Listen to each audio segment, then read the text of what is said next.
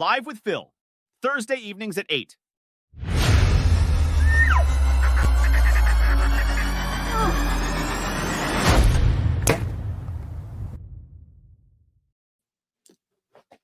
What's up, guys? It is Thursday, 8 o'clock. Thanks for watching the live recording. Tonight's guest, I had the pleasure of sharing a room with while filming a hunt. He's a grandfather of 13. He is the founder of Texas Hunt for the Cure, an organization that takes children with life-changing illnesses on hunting and fishing trips. And he's a Little League coach. Let's welcome Stacy Stanberry. How you doing? I'm doing good, man. How are you? Man, I am slowly making it. Trying to get my phone set up here. I apologize for that. All good, all good. You got a lot going on today, don't you? Yes, sir. It's been kind of busy today. It's a day before one of our biggest fundraisers that we have, and it's kind of crazy. So yeah, you know, as we were messaging throughout the day, first off, for anyone just tuning in, Stacy is in Texas Hunt for the Cure, and they got a big event tomorrow. Before we talk about the event, let's talk about what is Texas Hunt for the Cure. Some of the people that, you know, have seen my videos or some of the stuff I've shared, they have seen it. But there's a lot of people also that don't know what it is that you guys do. Basically, what we do is we take kids that have terminal, life-threatening, life-changing, or chronic illnesses on hunting and fishing trips. Kind of a getaway from the hospitals and stuff like that. They, you know, they hit these hospitals, and honestly, they just want to get away and feel normal once they get out. That's where we can step in and give them this opportunity to go on a hunting trip or a fishing trip. Then we get it mounted for them. It's a pretty awesome thing. So, also, I met Stacy filming a hunt in Texas for a guy named Carson, who's I still am in contact with him. We Snapchat all the time. Good kid. He's now, I believe he's announcing for Texas Tech. Yes, he is. Which is so cool. He's awesome. He's an awesome kid. He was fighting cancer, and it's as a lot of these kids do, and it's a bad disease. You know, I wish there was some way that we could get rid of it, but unfortunately, I think it's here to stay, and all we can do is just try to step in and be a little buffer for it, you know, for these kids, you know, give them a little opportunity to get out and enjoy things. So Stacy knows this. Not a lot of other people know. My paths crossed with someone else last year, Niko.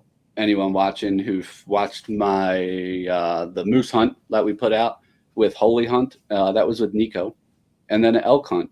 I'm hanging out with Niko, and then he starts talking about Stacy and going on a hunt together in Texas with some kids. I'm like, dude, what a small world. I was with him last year. So now that is a small world. I'm working on the videos from that hunt with them.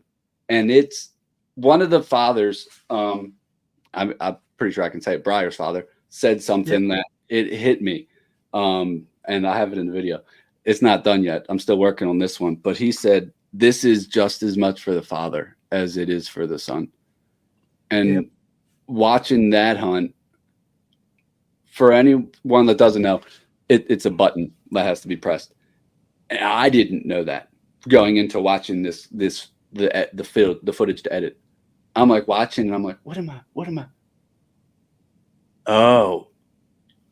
Let's talk about that for a second, Stacy. You guys have adaptive firearms and adaptive equipment to be able to take pretty much anyone hunting. Yes, sir. Briar is in the chair, and he's pretty much, doesn't have a whole lot of movement. Where we step in with that is we have a triggering mechanism that we will mount on the gun that has safety buttons that, you know, a lot of people might think, oh, you're just going to put some weird thing on the gun and it's going to be dangerous. It's not. It's actually got more safety than if you were regularly, you know, shooting a gun. It's got the safety switch to turn the power on and off. And then you've got two buttons. And basically what that does is both buttons have to be pushed down at the same time for the weapon to fire. So we give them one of the buttons, and they're sitting there looking at an iPad with the scope linked to it, and we're sitting there looking at the same iPad with a button also. So they can sit there and pound on that button as much as they want to. It's still not going to fire the gun until both buttons You are know, pushed. it's an ethical, Yeah. clean shot. That and- way, yeah, exactly. We can make sure that it's the right animal for one, and it's a clean shot. That way, we don't just run off and wound a lot of animals. You know, that's one of the things we want to make sure that we're out there doing the right thing. So I got people texting me in, but we want to make sure we're doing the right thing with, you know, for these animals also. I know maybe killing them is not the, some people might think that's a bad thing. I don't force these kids to go out there and do this. I simply give them an avenue to do something they might want to do, or maybe have wanted to for their life. And, you know, like Briar's dad, he's like, oh, well, I didn't think he'd ever be able to do that. Well, he can now, you know, and we give that experience to a lot of kids. We've even taken blind kids on hunting trips. Really? I mean, yeah. And it's we've used a lot of different things. Sometimes we will, you know, look through the iPad and just work our hand along their back and let them know up or down or sideways, whichever way we want them to do it. And then there's a lot of kids that are legally blind, but they can still see a little bit. And by using the iPad and blowing the scope up, so it. And then on some of them, we've actually used virtual goggles, virtual reality goggles.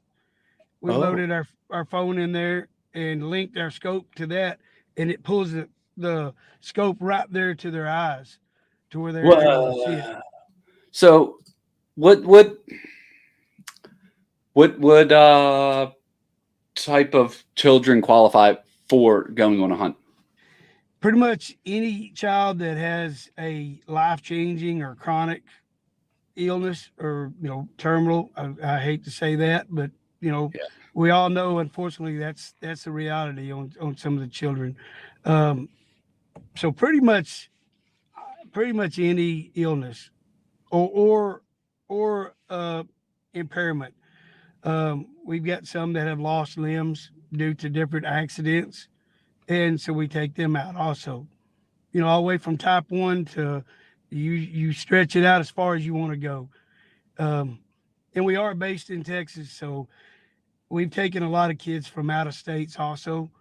If you get to Texas, we'll take care of it from that point. That's awesome. Yeah, I was listening to the footage. You guys had someone from Pennsylvania reaching out. Yep. That's very close to me. I'm Maryland. There you go. There you go. Yeah. We've got them from pretty much. We've taken a kid from Wisconsin. All he wanted to do was shoot a pig. He'd never shot a pig before. Wow. So he came down. Someone just commented, Tyler Nelson, and he said he used an iPad. Yes. Tyler's. I was just talking to Tyler yesterday. Yeah, he said, I'm blind, I have little vision, and I use the iPad with a scope, and it works great. Yep. That's so cool. It's pretty awesome. I mean, we've done the kid that wanted to shoot the pig. He actually used a suck and blow to be able to fire the trigger. He just blows into a straw, and it fires the trigger. Wow. We've got the same equipment set up for fishing also. They can either blow or hit a button. And to a lot of the kids, they like it because they think it's cool because it's like playing a video game. Yeah, it's you look at a big iPad and you hit a button and it fires it. So it's pretty cool. That is neat. How many kids do you guys take on the hunts? Like, is this throughout the year? Are we doing all types of animals because you're in Texas, or are we targeting deer only? What's going on? This past year, between the 1st of November and February, we did 34 hunts. That's a lot. Yeah. Oh, wow. But we had that many on our list, so we wanted to try to get them all out, or not all of them. We got most of our list out. There's still a few kids that we're going to end up working out throughout the year. But as far as the type of animals, during whitetail season, we try to go for whitetail, or if somebody has a good deal on a exotic, then we'll do that. Uh, Probably, I'd say 90% of our hunts we pay for. That's why we're doing this big event this weekend. But we do have people that offer us hunts for free, and I mean it's life changing for us, just like it is for the kids, because we've got one particular hunt that they offer us. We take 4 kids a year out on that one, and they shoot some really big whitetail, really big. Some of the videos I see from you guys is wild. Yeah, wow. This one kid shot a 160 class whitetail with a shotgun this past year. Oh, and it was his first deer. That was what's crazy. Spoiled. So we kind of spoiled him. That's all right. Yeah, I don't mind. Hey, gotta do it. I was watching the video with you and sitting in the blind with Trinity, and man, you're so funny. You really have a good relationship with these kids and families, because you bust on the. I do special needs work, so I don't know if you've known that, but I'm 30. Since about 15 years old, I've been in the special needs community, so I also understand that relationship where you can say different things than other people can say. Right. And they were talking about Trinity and shaking a little bit with what she's got going on, and you were like, yeah, until that big deer came out, and then you started shaking. Yeah, she actually has Tourette's. So that was pretty funny. She's a good girl. It's funny with these kids, and like they don't want you to feel sorry for them, regardless of what their situation is. They want to be that normal child out there, and they want you to treat them that way. We've taken several kids that are in chairs or are crippled and walking on with walkers and stuff. I'm same way with them. Hey, come on, you're dragging us. You're making us slow, and they're just back there grinning. They don't. Somebody might look at that and go, "Go see you." No, he cut out the word time. It's some of these kids, people might look at it and go, how can you treat that child like that? But they don't want you to treat them any different. No, they don't want, oh, you're so cute. You're a 15-year-old kid. You don't want to be called, oh, look at the cute baby. No. They want you to treat them just like they're one of the guys and normal. Yeah. And it's awesome. It is. Just being a part of the one that I was there for. I got choked up during it, and then of course, sitting in front of the computer editing for so long, you get choked up again a bunch of times. Yeah. And I'd like to say I never get choked up, but anybody that's watching that knows me knows that's a lie. But I thought it was such a small world. Briar, here in Maryland, one of the young ladies who used to, she was a young girl at the time, used to come to summer camps and group events, has 1p36 deletion. Really? And I've never heard of anyone else having it my whole entire life. And then I watched a video without knowing that he has it, and I'm like, what? Like, how is this all happening? Yeah. Oh, he's got some bad service. You cut out, Stacy, if you can hear me. Can you hear me now? I can hear you now. Good. Remember the old Verizon commercials? He cut out. He's got bad service. They're in Texas on a ranch right now, getting ready for a big event. When he hops back on, I'll ask him about the event, and we'll hear all about it. I think he said there's like 200 people, 300 people at it. They're cooking dinner right now for tomorrow, I believe. And I'm pretty excited for it. So if we go to share screen, where's his page at? Share screen, Texas Hunt for the Cure. Here we go. So this is their Facebook page.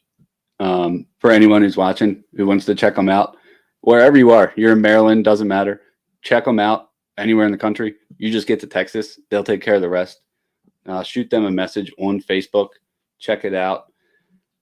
They look. Here's they take people on hunts. It's if your kid has a diagnosis and it's not looking too well, reach out. You're into hunting and you've never thought you could take your kid hunting, reach out. There's some pictures on here that are very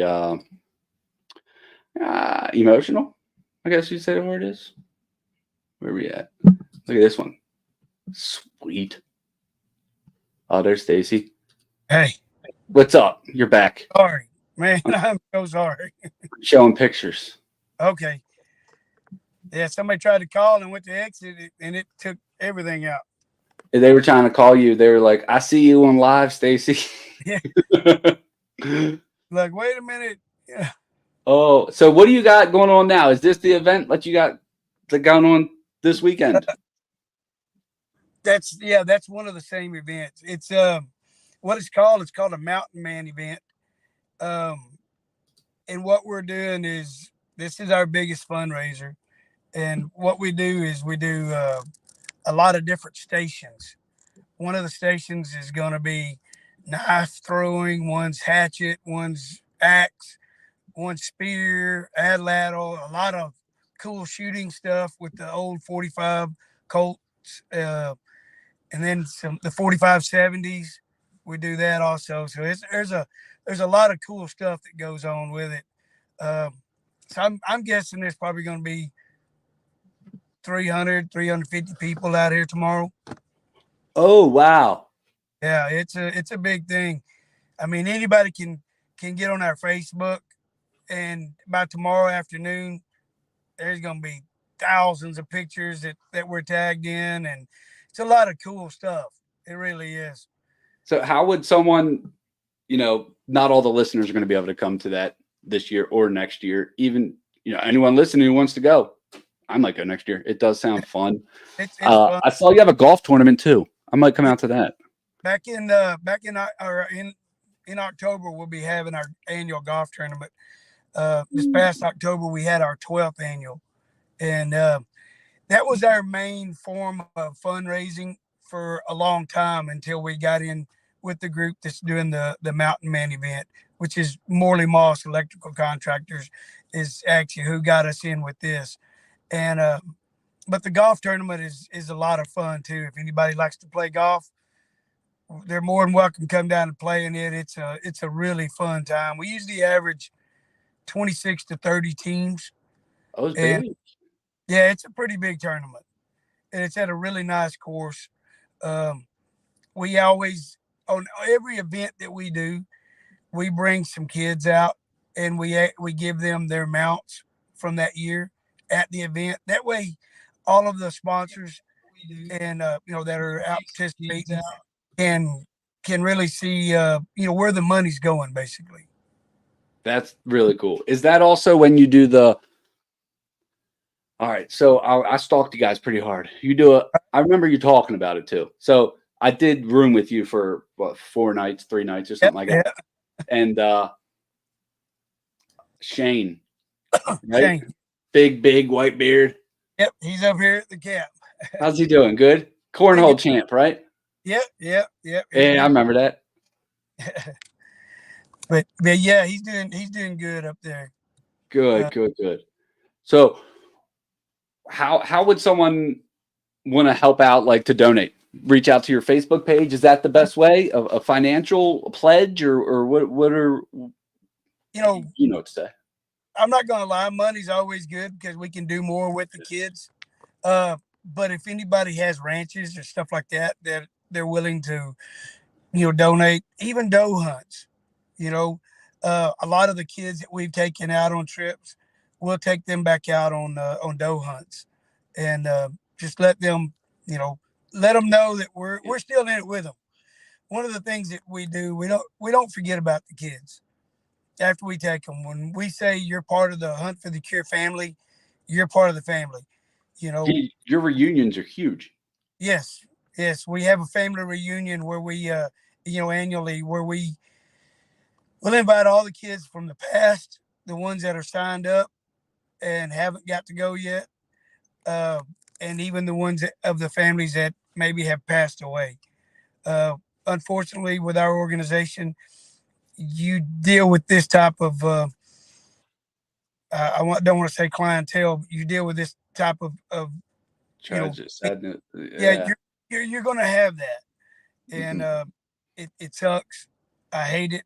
It feels like we're losing our own because we do get close to these families, um, and we just don't want them to think that we forgot about them. So Oh, we invite those absolutely. Yeah. families to our events also, and like I said, we'll have 300, 350 people there, and we do a lot of cool stuff with the kids. Um, And give them their mounts then. yes, we give them most of the mounts we give out at that time, and we invite all the ranches that we've hunted on, sponsors. But That's one so one cool. cool part about it that the kids love is doing the pie in the face. If you looked Really. at our pictures, you're going to see it. Me and Shane and Dylan sometimes are always the ones getting pies in our face. That's funny. So it's Are, it's fun. The would kids you love that. I don't only like it, but they do. what if someone outside of Texas wants to tell you to come to their ranch? They'd be like, "Hey, can you come there and do it?" Yep, sure Okay. can. Sure Okay. can. Uh, we actually take kids to Florida on deep sea fishing. We've got Oh, neat. a good buddy of ours that has a place down there, so we're able to take kids there. We've taken a kid out of Louisiana deep sea fishing because that's what they want to do.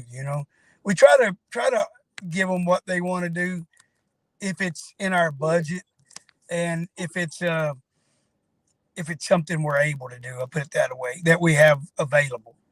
Yeah. Um, you know, we had a kid this past year that shot a sable. Really?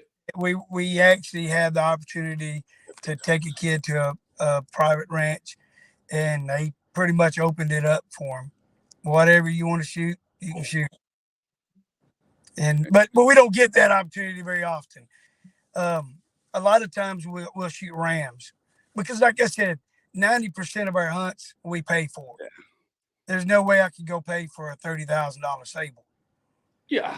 but the ranch offered it to us, and that's what we were able to do. But like I said, most of the time it's whitetail or maybe rams. We shoot a lot of rams, and a lot of kids like to shoot Cool. them because not very many people do it. Yeah, that's different. That's cool. And when they're mounted, they look really cool. So Yeah. it's an awesome experience for them. So Texas Little League, 13 grandkids. Yes. What are their age ranges? From just being born back in February, I had a set of twins that were born, a little boy, little girl, and then all the way up to 16. So, can you hear me now? I got. Oh, Can you yeah. I thought I lost you there for a second. can you hear me? Yep, yep.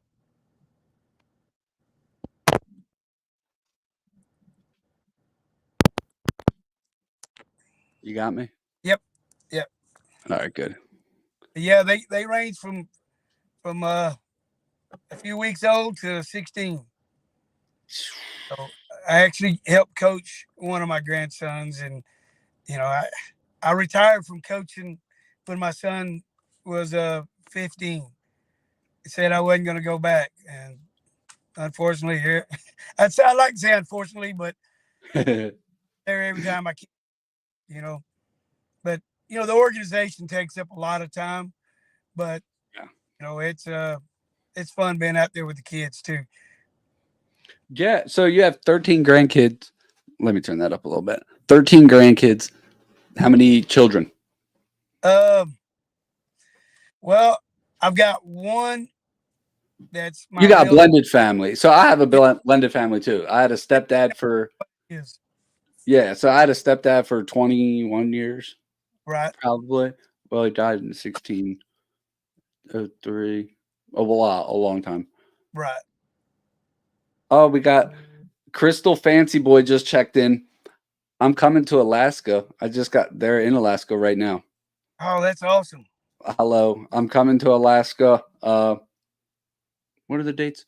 June 22nd to July 8th. Yeah, you said As it's of like right now. or something. Is a what? You said that you were going to be up there for like 20 days or something. Yeah, I think it's 20 I'm in the wrong and a half business. weeks. I'm in the wrong business. No, you're in the right one. It feels good. You get to enjoy it all too with the wilderness and the giving back, seeing all the smiles. I have a lot of people, honestly, that will pat me on the back and go, "Oh, you're going to be blessed." I can promise you, I I can't be more blessed than to be able to do what I do. Um, you know, if you've ever taken a child on a hunting trip for the first time and you saw that experience, picture me being able to do that Every time. because most of these kids have never hunted before. And a lot of them have been told all their life, oh, you can't do that. You can't do that. When they get the opportunity to do it, it just opens up a new passion for them. So being able to experience the first time with them, opening up a new passion, you couldn't ask for more than that. No. And then the parents too. Like a lot of the dads and moms probably don't think that, oh, my kid makes a lot of noises. My kid flaps a lot. My kid always needs an iPad playing. Yes. He can't sit in the blind. Yeah. And then you guys are like, why not? We can Yeah. go. Yeah. It might be a little harder. Yeah. But we can do it. Yeah. We can make it happen for sure. We'll do it. We had a young girl that was a few years ago. She has a brittle bone disease, and she's been told she couldn't do it. Well, why not? Well, she's in a wheelchair. Okay. Wow. We picked up a blind and set it down on top of her, and and we had another young man that he has some autism, and he really didn't like being around social people. He had a few other issues. One being he was told by the doctor all his life that if he shoots a gun, something kicks him real bad, it's going to break his back and he won't be able to walk. All right, so that's the way his family lived all their life. Well, we got him signed up, and we had to use the push button. Yeah, you can shoot a gun, you just can't hold the gun. When we first got there, this young man didn't want to be around nobody. All right, we worked with him on shooting. He got to firing the gun, and he was like, yeah, I can do this. He went out, he shot a deer, and came rolling back into the camp, hanging out the window, hollering, I shot a deer. That's awesome. Went back out the next night, shot another one, came back, same thing, rolling it. I shot another one, Then after that, he started talking to all the other kids. Now, boomer social, opening up. Now he is a social butterfly. It's just everywhere. His dad, when we gave him his mount, his dad was just like, y'all changed. Not only did y'all change his life, because now he's opened up to so much more. Yeah. But you changed our whole family's life, because now he can go with us. He can do more stuff. More social, more functionable in today's society, and can enjoy more things. Where before, he didn't want to go to the grocery store. Yeah, terrified of everything. Get around any other people. So it is life changing, for sure. Not only to them, but their families, and it's definitely changed my life for sure.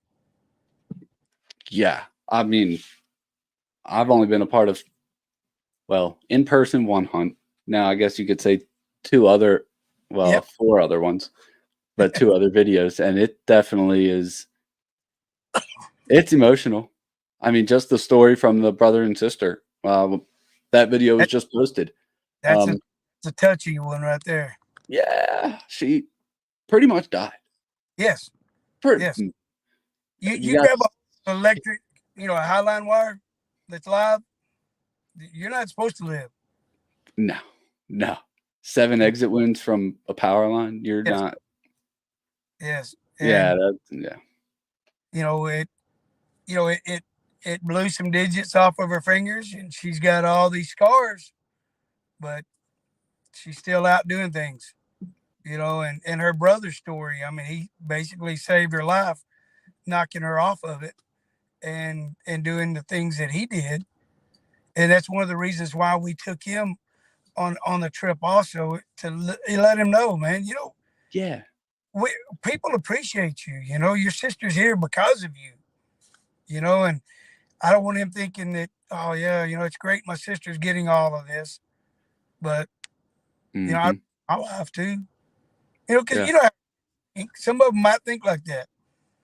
And Oh yeah, and it's so easy to they might not think like that, but if they do, that's a long slippery slope, and it's very easy as adults and people that you're in that organization to be able to not let that happen. Hey, let's make sure that doesn't happen, and make sure they're known that they're appreciated and yes, loved and cared for. yes, I agree 100%. And they're great family, and great kids. The they just happened to be together that day, and that's what saved her life, basically. I mean, like you said, she's not supposed to make it after that. No. Yeah, anyone who's listening, check it out on YouTube. It's on the Holy Hunts YouTube page. And then also Facebook. Also, the Texas Hunt for the Cure Facebook. It's on there as well. What do you got going on right now, Stacy? You got to get ready to go? I see you looking out the window. Is someone coming up? Oh, there's people leaving that were at the ranch. No, I'm here as long as you want me to be. These people can wait. Good. I like it. All right, so give me one of your why. Give me your why first off. Why do you start Texas Hunt for the Cure? Why do you do it? Or where did it come from? I had a family friend that I knew really well. I mean, he hung around my ex stepson, and we were always close. Hanging around, fishing or hunting, whatever. I heard about his little brother, several times. But his little brother, when I say little, he was 20, 21, and I would, they would always talk about him having cancer. And I'm not gonna lie, I was like 99% of the other people in the world. When somebody talked about somebody, a kid having cancer, you feel sorry for them. Yeah. But I didn't really want to hear about it a whole lot, because I was afraid I was going to picture my kids or my grandkids in that situation, which is, like I said, what 99% of the people in this world do. Absolutely. And I understand it because I was there. But once I actually met the kid, from the day we met, we hit off such a bond that from the day we met till the day he died, we talked every day. Whether it was on the phone or texting or something, we talked every day. He only lived for 6 months after that. But we were so close that I did the eulogy at his funeral. Wow. So that's how close we got. Right before he passed away, a month before he passed away, he was like, if I could just make it to hunting season to where I could shoot a buck, I'd die happy. At that point, he was 21. So for a 21-year-old to tell you that, that's heavy. Yeah. It hit me pretty hard. Well, it just happened to be in June. And I was like, well, You know, he was the type of kid that you better shoot him straight. Don't lie to him about anything. He didn't want that. So I told him, I said, you know, if you want to shoot something with horns, let me take you on a ram hunt, because you and I both know that November might not happen, because he was already on hospice. So he was like, oh yeah, let's go do that. So we set up this hunt, took him out, and he didn't have a whole lot of energy, but you know, he suffered through it, and we made it happen. And he shot him a very pretty painted desert sheep. His name was Derek Klein. From that day, if you were walking down a street, down a sidewalk, and you saw this young man and you said, hey, how are you doing? He was going to say, hey, hold on. Let me show you some pictures. Let me show you what I got to go do. Let me show you what this ram. And he was going to tell everybody, I mean, for that solid month before he passed away. You know, so I got to thinking that, you know, maybe there's more kids out there that would like to experience something like that. And, you know, I loved hunting. I want to go all the time, you know, or fishing. Yeah. So if I got the opportunity to do something that I love and give them that opportunity back, you know, what's stopping me? So me and 3 other people got together, started the organization. And as people dropped out, you know, within a year, Shane came on board, and it just blew up. And we've taken about 320 people, 320 kids in 12 years. And that's a lot. Back. We're trying to grow and get bigger and better and do more for these kids. It's by doing that, it does more for us and helps the families. We don't just take them on hunting, fishing trips. There's some kids that don't want to do the hunts. They don't want to fish. We send them to sporting events. So, okay. You know, one young girl, I bought her an iPhone. That's all she wanted. Well, she lived for 3 months, but she had the biggest, baddest iPhone you could get. Yeah. You know, it's really doing things for the kids. Once again, like I said, to make them feel normal, but to help them fit in also. Absolutely. Yeah, that's some heavy stuff, man. It's like I said, it's definitely changed my life. And you know, it's a big passion of mine for sure. And you know, like I said, I have people tell me all the time, you know, oh yeah, you're going to be blessed. You can't get no more blessed than I am. So when I get sent the videos to edit, I watch almost everything. Right. You know, I put it in and I see where the audio spikes are, and I go to it to listen to the people talking.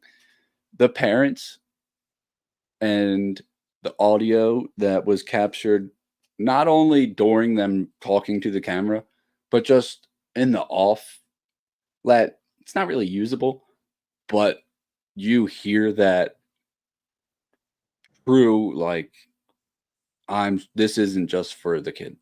This isn't just for, I got to sit there and watch my son or watch my daughter. No, I did 2 sons and 2 daughters in the videos. And and the mom was like, yeah, and you know, that's why you got to go, because you've always wanted to go hunting with all your other kids, but not this one. So this was the opportunity that's really cool. Yeah, and that's happened several times. Like I said, where the families didn't think they could. Yeah. You know, and the child's been told all their life they couldn't do it, but they sit there and watch their brother and sister go do it, or go watch their dads go do it. So, but, you know, once we give them that opportunity, they're like, oh crap, man, yeah, I can still do this. You know, we had one kid that used to hunt. You know, he was perfectly healthy, and then he got this eye disease, basically, where it's making his eyes, shrink down where he looks like his vision is like he's looking through a straw. Very. Yeah. So that, and then he got leukemia on top of that. So he just sold all of his hunting equipment because he was like, I'm never going to use it again. I can't drive. There's no way I can look through a scope and hunt. Well, by us using our equipment, He could do it. He was able to do it. He's legally blind, and he shot a spike at 230 something yards. Hell yeah. Using those virtual goggles. That's so cool. I mean, that is so cool. It So is. correct me if I'm wrong. Does Make-A-Wish not do hunting? No, they hate me. I thought so. Yeah, I've tried to contact them early on when I tried to when I was starting the organization, and Now you're big, and they're probably knowing about you. I was like, hey, here's what I do. I know you have to have kids that want to go hunting. Oh no, we don't do that. We don't do that. And they're fine. They do what they do. Mm-hmm. But I've had several families that contacted them and like, yeah, we want to go elk hunting. Oh no, we don't do that. We don't do that. Yeah. Anything to do with hunting, they don't do. Guns, firearms, killing. Yeah. And I've told them, I said, all right, well, what about fishing? I know you've got people that want to go fishing, and because you do hunting, we can't use you. We can't refer kids to you. Political. Yeah, but I go to several different children's hospitals in the state of Texas, and they will, if they know that the family are hunters and might want to do something like that, they'll give them our brochures. Good. We get a lot of our referrals from hospitals. Good. And I'm not gonna lie, I've got several kids that I've visited in the hospitals, and their families afterwards. Their families were like, I honestly think you saved my child's life, because they were giving up. But you came in, you showed them pictures, you told them stories about what they're going to be able to do, and you gave them something to look forward to, and you gave them some hope to help them fight through what they were already battling. And those are the stories that keep me going. I mean, I had a young man that I took early on that was really close. I was really close to his whole family. Well, then he went into remission, and then it came back, and we actually took him on another trip, and he ended up passing away. When that happened, it hurt. I'm not gonna lie. That was like losing your own child. So I went on the way. I was actually on a fishing trip. Shane and I were, and I left the fishing trip to go to the funeral. On the way there, I had to pull over and do my little, crying and, asking why. And I got to the funeral and walked in, and me and the young man were in a magazine, and there was a full-page picture of me and him. And when you go in to sign the registry at the funeral, they had that magazine open with that picture on one side of it. I was like, man, that's crazy. Yeah. And then on the other side of it was a picture of him and his ram that I took him on the first time I went hunting. Wow. That really hit me. So I go into the funeral, and instead of his body being there, they had a picture of him and his deer that he shot with me. And so they scrolled through all the pictures and everything, and did a lot of the talking. And they talked about how much he loved hunting and fishing and, the things like that. So after the funeral, I walked out and I saw Grandpa, and I went up and hugged him and was sitting there talking to him. And I was like, that was really touching, in there. And we talked for a few minutes, and I looked back, and all the people that were coming out of the funeral were standing there in line waiting. Like, oh man, they're waiting to talk to Grandpa, and I'm screwing everything up. So out of the way, half the people came to me first, and they were like, "Did you see how much you changed that young man's life?"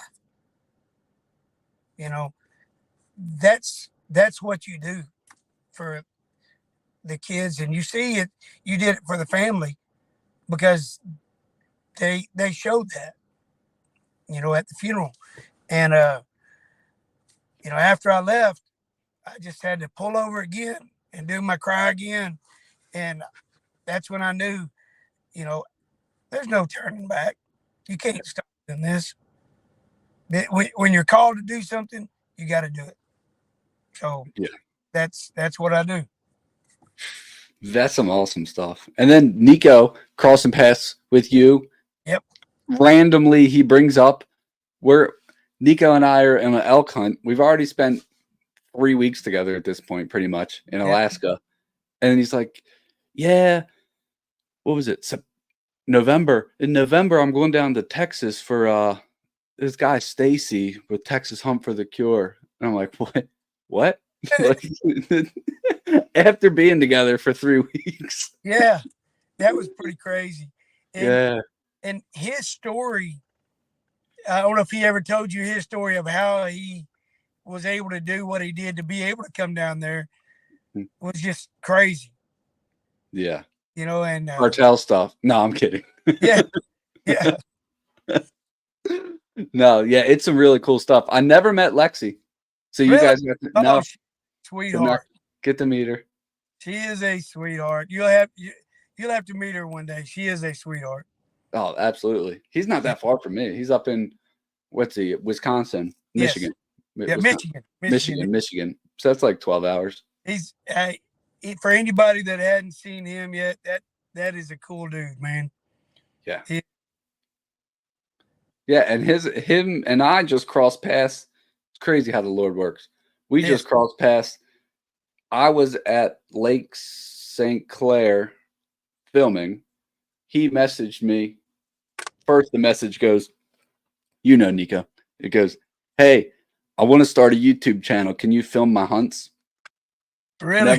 Never heard from the guy in my life or know who he is or nothing.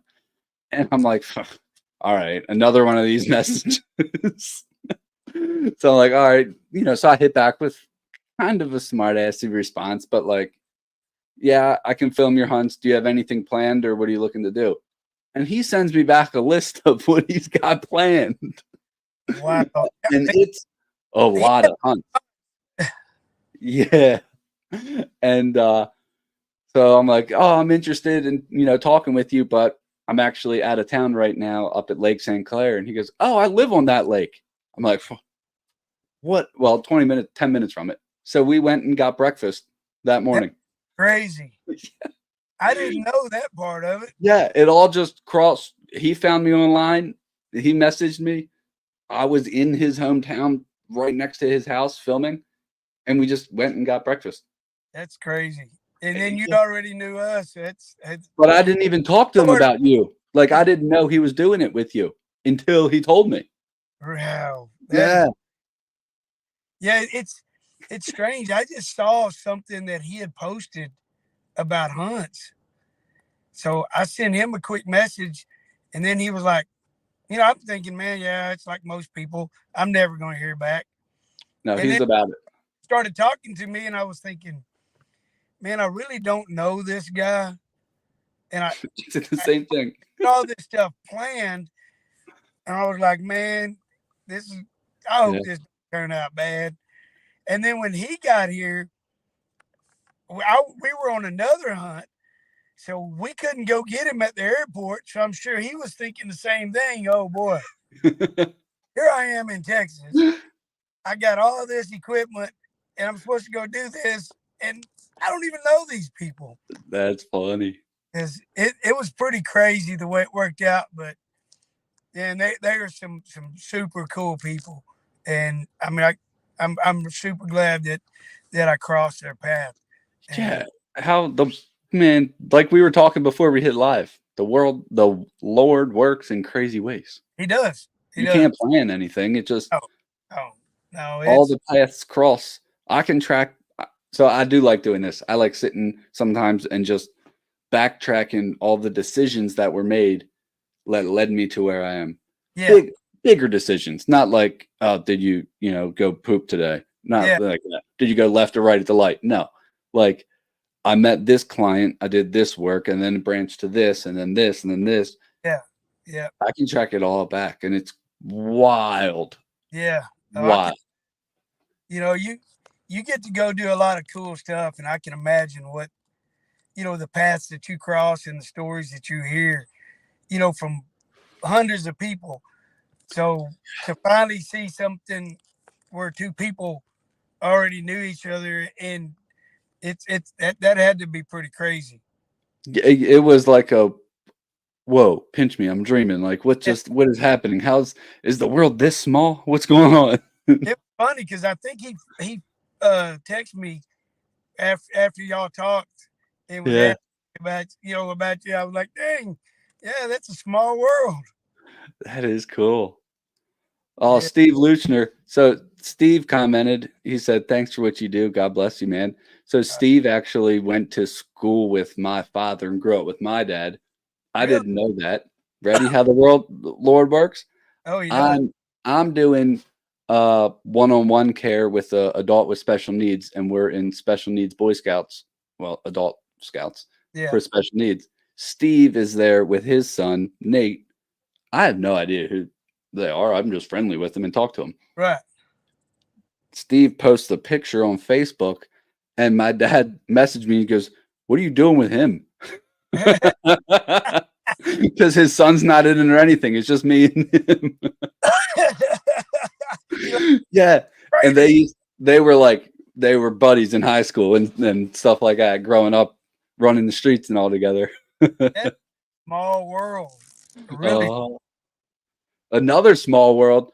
So 2020, I believe, 2019, something like that. I'm in a little John boat. I'm a passenger in it, and it's a little 12-foot John boat. We're going out duck hunting. Day after Thanksgiving to Friday, and there's 3 of us in there, full gear and a dog, and we take a wave over the front and capsize. And so we, we're all right. We don't die or nothing, but the rescue boat comes out. We deny help. At first we're like, no, we got to get to land and save the boat, blah, blah, blah. So we get all that, then get onto the boat. I don't tell my mom. I don't tell my dad. I don't tell anybody, right? My mom calls me that night. Hey, Phil, how's everything going? Oh, good. Anything cool happened? Nah, I went hunting. Nothing crazy. Oh, okay. Nothing. She lets it go. Like 2 weeks later, I find out the guy that came and saved us. The guy that came in the boat with the rescue team. Yeah. Best friends with my mom in high school, and called her after he picked me up. Wow. Yeah, I'm like, I'm 30 years old and I can't get away with anything. Yeah, you crawfishing to do, didn't you? Yeah, I was like, oh man. So I called Mom back. I was like, Mom, you knew about that? She goes, of course I knew. Phil, you can't get away with anything. Don't you know that? That is awesome. Yeah, it was just a small world how all those paths cross for whatever reason. I know it. That's great. Man, oh, look, my dad's watching on Facebook or on YouTube. That's awesome. Hey, Dad. So he'd be one I think would be interested. I played the hunt for him, the one with don't say the name, not Briar, not Trinity, Connor and Ava. No, Annie and Connor. Yeah. So I played him their video the other day on my TV, and he really liked it. Oh, that was a fun hunt. I mean, it truly was. What was bad is I kept having to leave and go to work because it was during the week. So it was that one I got to be, a lot of it, but I wasn't there the whole time. And but with Trinity, I actually was with her, the entire time, and it's I got that old nasty job I have to go to sometimes, you know. Uh-huh. So, What's but full time? What do you do full time? I do fire alarms. Oh, cool. Yeah, Residential or commercial? commercial. I'm the one that puts in all those in schools and stuff that you have to go hit and evacuate all the time. Yeah, that's me. Do they like when you pull it down, you put that part in or the part that goes beep, beep, beep, or all of it?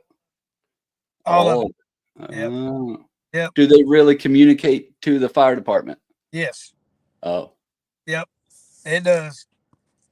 If you just push it back up, does it turn off? Do what? If you pull it down and push it back up, does it turn on and off? No, once it trips that fire alarm, it's done. It's all fire department. Can the does the principal have like a key to turn it off? Yep. The principal can do it, but they're not supposed to. Ready for this story? Probably 2005, 5 or 6. I'm playing ice hockey, right? And we go down to Chevy Chase. It's an area down outside of DC, real yuppie area. And the game gets chippy. I don't know if we win or lose, but the game gets called early and both teams have to get off the ice. And one of the kids on our team, Colin, won't say his last name, hilarious kid growing up with, pulled the fire alarm in this place. And it's like a high-end country club. Dang. Yeah. I've seen it happen a lot, but thank goodness I've never been a part of it. But it's pretty crazy. It's pretty crazy. I see some unique things sometimes. Yeah, I've been to several hotels late at night where the fire alarm's going off because the sprinkler system is busted. Someone hit it. Wedding dress through a sprinkler head. Hung it up or whatever. Yeah. And it's not pretty. That's a lot of water. That's a whole lot of water. Yeah. Yeah. Hey, I got an idea for a YouTube series that I'm going to be starting this fall. And you're welcome to be a part of it. I can even branch out to any of you down there. So guess what? My YouTube's monetized now. Anyone watching, hit subscribe, like, follow. So I can start charging less for services because YouTube will start. My YouTube's monetized. That makes any sense. So one of my goals is in Maryland, we have a thing that's called an apprentice hunter license, where if you've never hunted before, you can just apply for this and get the license, and you can be a guest with another hunter. Oh, yeah. So I don't know in Texas if you guys have to get licensed for the kids, but in Maryland, you 1,000,000% would have to. Yes. They're super strict here. You do in Texas too? Yeah. So in Maryland, whether it be a grandmother who's 70 years old who's never been duck hunting or wants to sit in a deer stand, I think that's a cool series to work on that also Maryland will like because it's going to highlight their program, getting people involved in hunting. Oh, yeah. That'd be awesome. And bring someone from Texas Hunt for the Cure on it. If you got someone in Pennsylvania, we can do stuff in Maryland because. Man, that would be awesome. That would be awesome. See, we on this event that we're having this weekend, we actually raffled off a couple of hunts last year, a whitetail hunt and a ram hunt, to be able to go with one of the kids that we took. Oh, cool. And the two people that won it, that went with them this year, are both going to be here tomorrow. And both of them have said, I don't care what anybody else bids. They're going again? Again. Yeah. They had so much fun. Like I said, being out there with the kids, experiencing their first hunts, and these people get to hunt all the time, and they're willing to give up everything to go out there and just be with that kid on his first hunt. And watch that excitement and the shakes and the questions and the everything. Yes. So for what you're talking about, man, I can see that being something awesome. Yeah. Because it's like I said, it's life changing for everybody. Yeah, Oh yeah. they don't even have to be sick. If you're out there hunting with a child for the first time and you get to experience that, I mean, you've been there. You know what it's like. There's nothing like it. That Nothing. blind we set in had a lot of people too. Holy moly! Dude, that was a luxury. Like 8 or 9 people in that. Yeah. I don't know. I don't know how it worked out that way. Because on the way out there, the hotel that morning, I was like, This ain't going to work. I don't care how many animals they have out here. This isn't going to happen. It worked easily.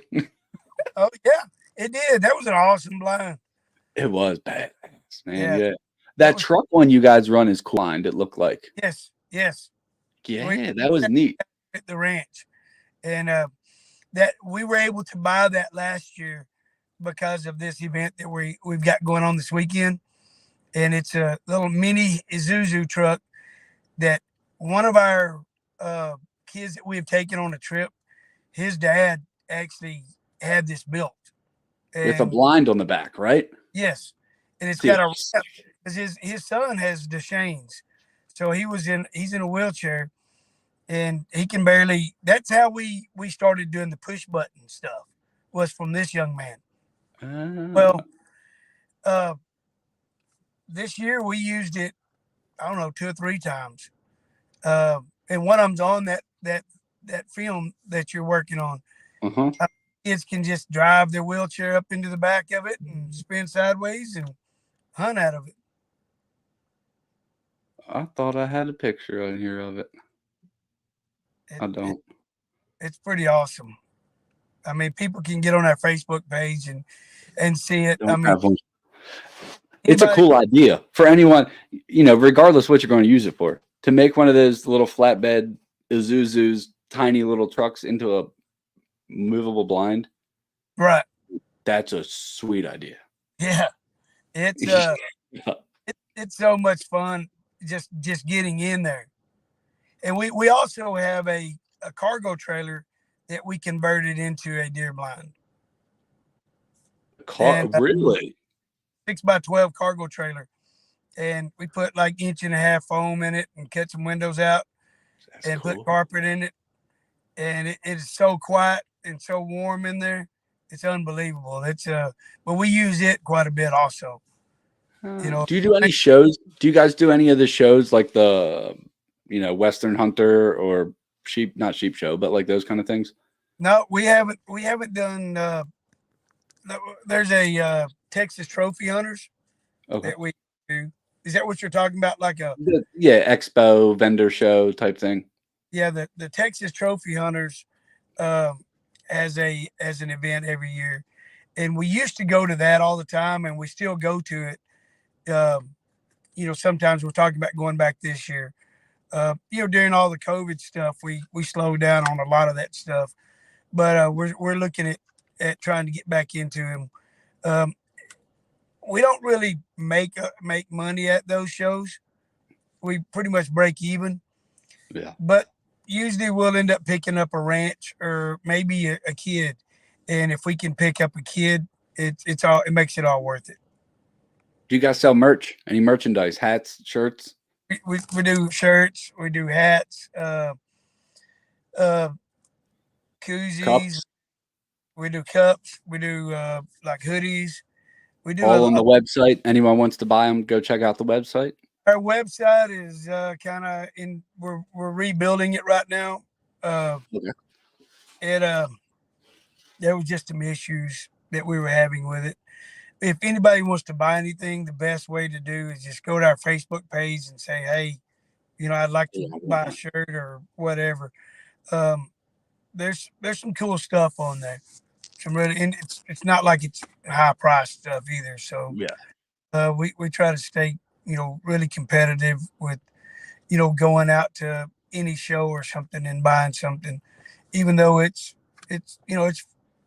for our profit for the organization. Yeah, all the money you guys make goes back. I mean, you got full-time jobs. Yeah, I'd like to see 20 people wearing my shirt out there and getting the word out there instead of 1 or 2. Definitely. Well, man, But what time is it there? We got 9 o'clock here in the East Coast. You're in Texas, right? You got 7? 7. Well, it's showing 8. 8:05 is what it's showing. What part of Well, Texas are you in? You're Central Time? yeah. Not It's Mountain.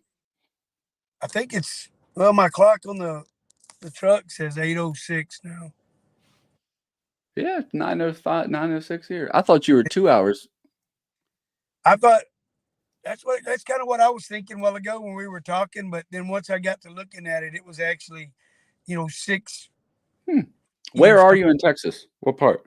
uh, where I'm at right now is in Italy, Texas, which is about an hour north or south of Dallas. How far are you from the border? Uh, 4 hours, 4.5 hours to certain parts of it, but Italy, it's Texas. way. Never even heard of it. Yeah, But it's what? I said it's close to Hillsboro, Waco. Wow, Waco. Yeah. I got buddies that do hog hunting out there. Yeah, I'm in between Waco and Dallas. All right. You ever heard of a gun shop called Gun Connections? No. I think it's right out in that same area. I'll message it to you afterwards. It's close to Rome. Is it near Rome? Rome. No, Rome is up Oh. closer to Wichita Falls. Oh, all right. That's where my uncle has a gun shop over there. Yeah, that's more of southwest. South. Okay. You're like north central. Yeah, I'm north of Dallas, and Rome would be more of southwest of Dallas, kind of on the opposite side. But we're fairly close to the center part of Texas, I guess you'd say. What's your weather right now? Right now, it's nice. The last few days, it's been raining like crazy. But Hot, right now, cold? it's probably middle 70s. It's perfect out right now. That's nice. Yeah. We we couldn't have asked for a better day today and tomorrow for the event. Because when we had it in September, we had to have like swamp coolers out there because it was 115 degrees. Oh yeah, good idea moving that. It was miserable because you're outside for like 4 hours, and it was miserable. So this weekend, it's crazy. We were planning on having like 26 teams. We ended up at 35. A lot more. I think it's because of the weather. It's a lot nicer, so more people wanted to come out. Yeah. They're probably like, oh, remember last time it was super hot? Well, they're doing it now and it's 70 degrees. Exactly what it is. And this event, honestly, we have some really, really good sponsors that step up to the table out here and help us with this event. And it's what helps us be able to do what we do. I mean, because the money is straight towards taking these kids out. But for anybody that hunts, they know whitetail hunting or any kind of exotic hunting, it's not cheap, especially when what we do is we take and we cover everything. The lodge, the everything, hunt, the mount, the weapon, everything. We do it all. It's like a mini vacation. And when we take the kids on the trips, we take the whole family because not only the child that has the illness is facing that, their siblings face it just as much as they do. Yeah. Because they tend to get left out, not on purpose, but it just happens that way sometimes. So that's why we take the whole family out. They don't get to do the hunts, but they get to go out and experience the weekend with them. And, so it's pretty fun. Man, that's awesome stuff. Well, it's getting dark there, getting late here. You guys got a big day tomorrow. Oh, yeah. Hold on. My dad's commenting real quick. He says, how many acres make up the ranch you guys are at? About 600. About 600. Section of land where we're at right now. He doesn't. I don't know if he knows what a section is. Square mile. right? Correct. A square mile. Mm-hmm. It's pretty good size. It's, he's got some acreage on the outside, but a section of land is, I think it's 660 acres or something like that. But it's right about that. But it's a guy named Michael Bowles owns this ranch. It's called White Rock Trophy Ranch. That's so funny because I'm like, I heard that before. I just heard it in all the videos. This is where we filmed those hunts at. This is where we're staying at. Uh-huh. It's a nice looking ranch. The inside, it's all beautiful. Oh, it's a beautiful place. And this is our home away from home, for the all of our hunts and stuff like that. All right, man. Well, I'm gonna let you go. I'm looking forward to seeing those pictures tomorrow from the event. Anyone, watching or listening, because I put the podcast on Spotify, Apple, everything else. Right. If you want to donate, Texas Hunt for the Cure, Google, Facebook, look them up. Reach out to me. I'll give you the information as well. If you want to be a part of it, reach out, me or Stacy, Texas Hunt for the Cure. It's a great organization. If you have someone, who you want to get involved in hunting that has a terminal, life-threatening, life-changing illness, reach out. Maybe you have a ranch. Maybe you have a ranch, or maybe you have a duck impoundment and you want to take some kids and donate a hunt. Reach out. Reach out. We got the right kids for it. And I'll put you in contact with Stacy and I'll come and film it. If we put it together where the contact comes through all this, dude, I'll make a video of that. And it'll be epic. I'm ready to get you back out here. I can't wait to be there, man. Have fun tomorrow. It was good talking to you. You too, brother. We'll see you later. See ya. Man, that was Stacy Stanberry. Awesome guy. Well, guys, that's it. Thursday night. We're going to end, it's 9 o'clock now, 9:15. Next week, it's going to be a little different next week. I want to switch cameras here. Let's see if it works. Boom. There we go. All right. Next week, it's going to be a little different. How's it look? Oh. Next week, it's going to be a little different. I'm going to be on a turkey hunt with a guy named Chris. It's going to be exciting. We're going to be down Wednesday, we leave. Thursday's the hunt. Thursday evening. We'll be down in Nanticoke, Southern Maryland. We're going to be going live post turkey hunt. Checking it out. I think I might have said duck hunt. I mean turkey season. So I'll be filming that. Hopefully we'll get a turkey and we'll talk about it. All right, guys. Have a good night. See ya. End the call.